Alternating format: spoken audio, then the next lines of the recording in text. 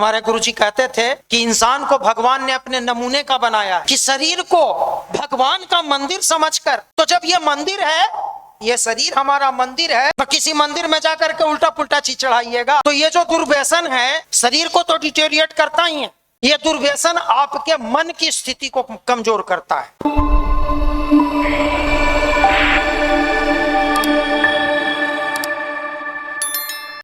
मेरे मित्रों, अभी आपको बड़ा ही मार्मिक तरीके से बताया जा रहा था कि आप अपने जीवन को कैसे उत्कृष्ट और श्रेष्ठ बनाएं। ये जो युवा पीढ़ी होता है, ये हमारा स्वर्णिम काल होता है पूरे जीवन का। कुछ करने का समय इसी समय होता है, युवा अवस्था में ही होता है। आप 60 साल से ऊपर हो जाएंगे या छोटे बच्चे रहेंगे तो उस समय तो हम कुछ कर नहीं सकते हैं, चूंकि ना तो हमारी शारीरिक क्षमता उतनी रहती है, ना तो इंडियन कानून नेशनलिटी वैसा सपोर्ट करता है। तो जो करने का समय होता है वो यही अभी का ही समय होता है, जिस उम्र में आप हैं। अब ये उम्र यदि यूं ही बीत जाए दुर्व्यसनों में, उल्टे पुल्टे कार्यों में, गलत सलत कार्यों में, तो फिर बड़ा ये दुख की बात होती है। और अक्सर ऐसा देखा जाता है कि युवा पीढ़ी इसी उम्र में सारी बुराइयों को पाल करके बैठ जाता है। सारा ऊर्जा को, चूंकि अभी ऊर्जा का अपार भंडार उसके पास होता है, भरा हुआ होता है ऊर्जा के मामला में, मानसिक ऊर्जा, शारीरिक ऊर्जा, हर तरह का ऊर्जा उसके पास होता है, हर तरह का जोखिम उठाने का ताकत उसके पास होता है। लेकिन विडंबना यह है समाज का कि आजकल युवा पीढ़ी अपनी ऊर्जा का सबसे ज्यादा समय और दुरुपयोग, इस्तेमाल उसका दुर्व्यसनों में कर रहा है, गलत कार्यों में कर रहा है। आजकल स्कूल तक के 9, 10th के बच्चे, 11, 12th के बच्चे ड्रग्स के शिकार हैं, नशा के शिकार हैं। एक फैशन बना लिया है उसको, उस उम्र में वो समझता है कि ये सेवन करना, दुर्व्यसनों का सेवन करना, ये हमारे लिए बहुत लाभकारी है। ये फैशन माने स्टैंडर्ड है, हम सिगरेट पीते हैं तो स्टैंडर्ड है, एक लेवल है मेरा। हम सिगरेट में भर के गांजा फूक रहे हैं तो एक स्टैंडर्ड है मेरा। हम पोर्न वीडियो देख रहे हैं मोबाइल पर तो वो स्टैंडर्ड है, फैशन है मेरा। हम अपनी ऊर्जा को व्यर्थ में गवा रहे हैं, ये फैशन है मेरा। इसको फैशन समझ लेता है, फैशन फैशन सब समझ लेता है। मेरे मित्रों, अभी वो उम्र है संभलने का और संभल करके कुछ करने का, क्योंकि कुछ अच्छा करने के लिए और जीवन में कठिन चुनौतियों को सामना करने के लिए, बड़े बड़े ठोकरों से लोहा लेने के लिए हमारे पास जो ऊर्जा चाहिए वो ऊर्जा होती है मन की शक्ति, जिसको मन की शक्ति कहते हैं। अब मन में शक्ति कहां से आती है?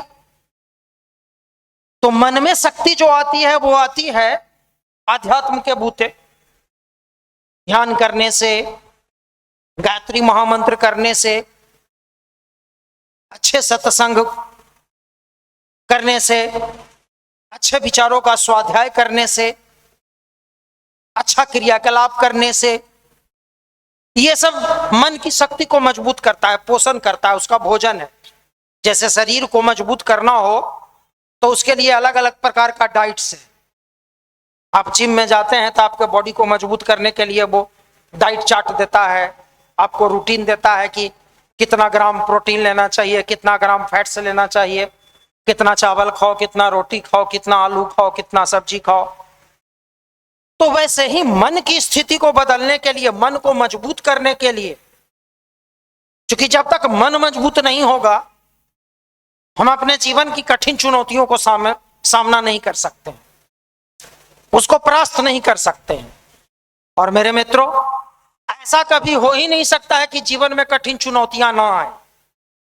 जीवन चुनौतीपूर्ण है, चुनौतियों से भरा हुआ है, और उसी को जीवन ही कहते हैं। जीवन का दूसरा नाम ही है चुनौती।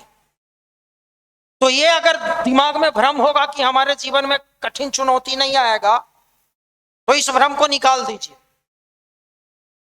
हर किसी के जीवन में वो आएगा, चाहे आप किसी भी पद पर हो, किसी भी लेवल में हो, किसी भी जगह पर पहुंच गए हो। आध्यात्म और आध्यात्मिक शक्ति,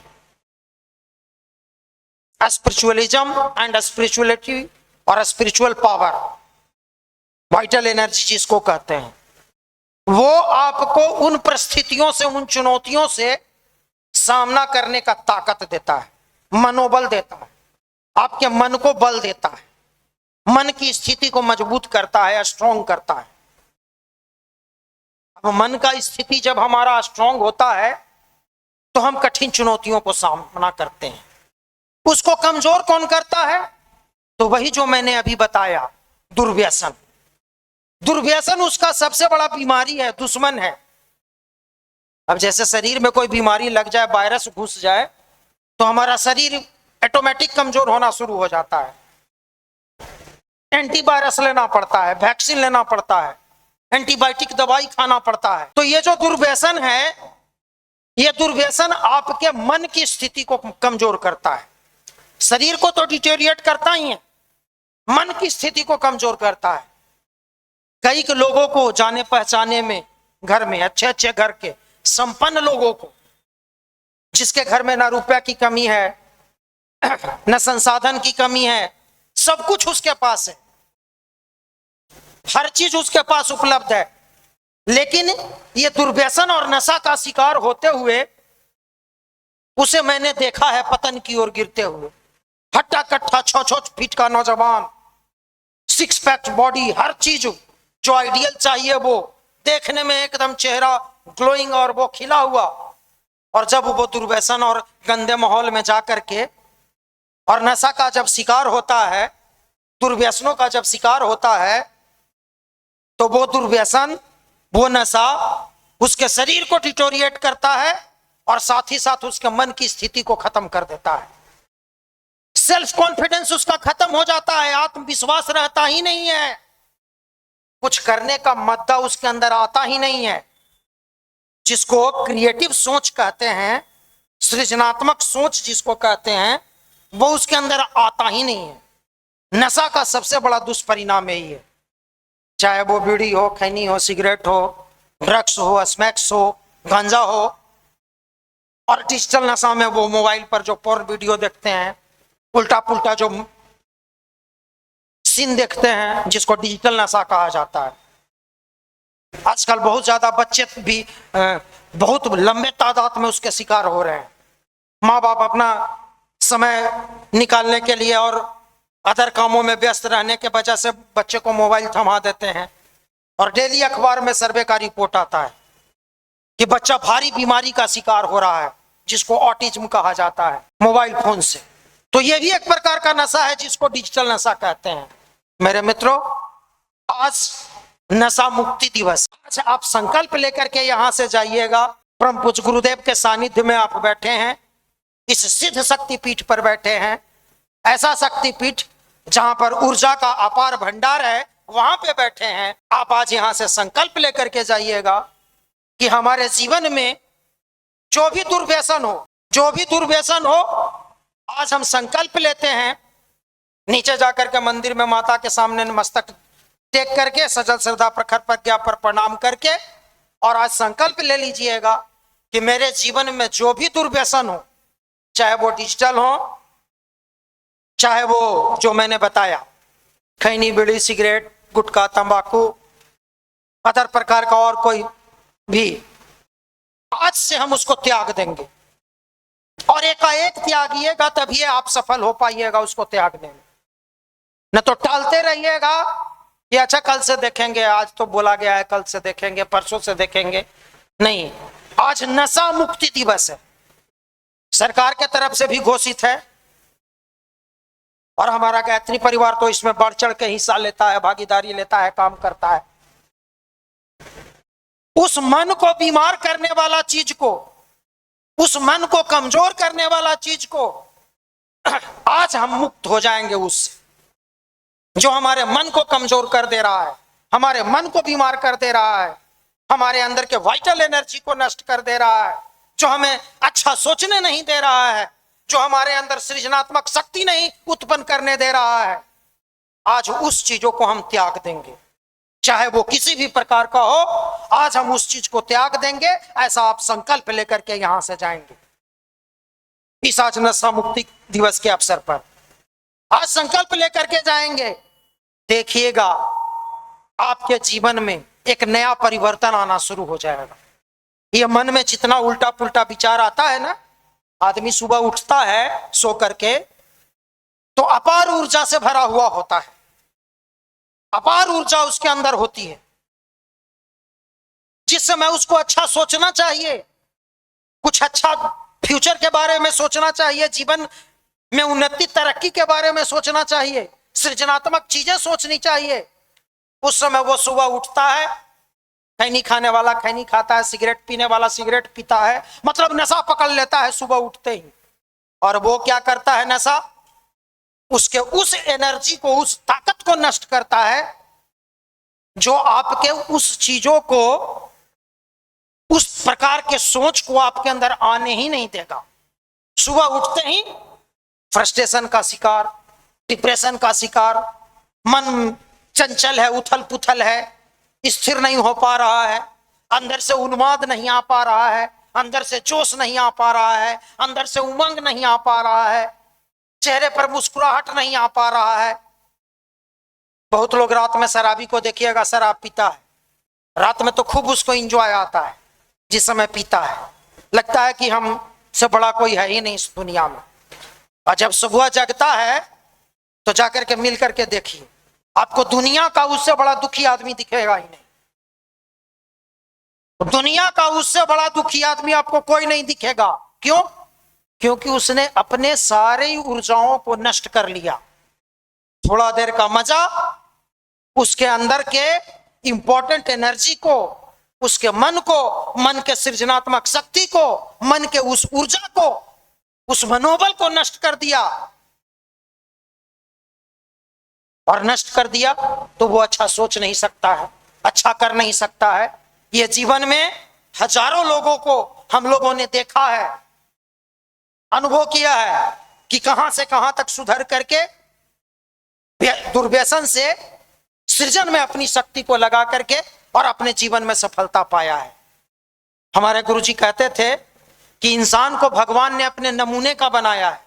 यहां से मनीष भैया रोज सत्संकल्प का पाठ आपको कराते हैं कि शरीर को भगवान का मंदिर समझकर, तो जब ये मंदिर है, ये शरीर हमारा मंदिर है, तो किसी मंदिर में जाकर के उल्टा पुल्टा चीज चढ़ाइएगा? अरे किसी भगवान पर उल्टा पुल्टा चीज तो हम चढ़ाते नहीं है। तो शरीर को जब भगवान का मंदिर है तो मंदिर समझ करके हम उसमें अच्छे चीजों को डालें, अच्छे चीजों का सेवन करें। अच्छे चीजों का सेवन करेंगे, दुर्व्यसनों से बचेंगे, तो आपके अंदर सृजनात्मक शक्ति आएगी, आपका मनोबल मजबूत होगा, आत्मबल मजबूत होगा। ये प्रैक्टिकल करके देखने का चीज है। आपका मनोबल मजबूत होगा, आत्मबल मजबूत होगा, और जब ये मजबूत होगा तो आप अपनी दुनिया में, आप अपने सपनों को साकार कर सकते हैं, सपनों को आकार को बढ़ा सकते हैं। अभी सिपाही बनने के लिए सोचे होंगे, दरोगा बनने के लिए सोचे होंगे, हो सके आपका सपना बढ़कर के आईएएस बन जाए, आईपीएस बन जाए। आप छोटा व्यवसाय करने के लिए सोचे होंगे, हो सके आपका सपना बढ़कर के बड़ा व्यवसाय और बड़ा व्यापारी बनने का सपना बन जाए। मतलब अपने सपनों को साकार कर सकते हैं, सपनों के आकार को बढ़ा सकते हैं, और यह सब हो सकता है उस सृजनात्मक शक्ति के बूते जिसे दुर्व्यसन और नशा बर्बाद कर दे रहा है। तो आज नशा मुक्ति दिवस पर आप सब उस पर संकल्प लेकर के यहां से जाएंगे सभी लोग, और विश्वास है कि इस सिद्ध शक्तिपीठ पर आप संकल्प लेंगे तो ईश्वर आपका साथ देंगे, आपके अंदर वो ताकत देंगे, वो मनोबल देंगे कि आप उन चीजों को छोड़ने में सफल होंगे।